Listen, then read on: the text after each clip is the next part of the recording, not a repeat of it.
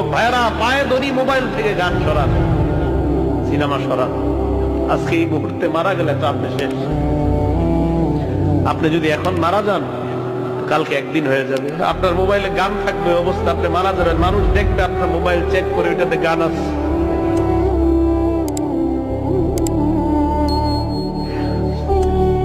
আপনি এখন মারা গেলে মানুষ আপনার মোবাইলে চেক করে দেখবে ওটাতে গান আছে, সিনেমা আছে।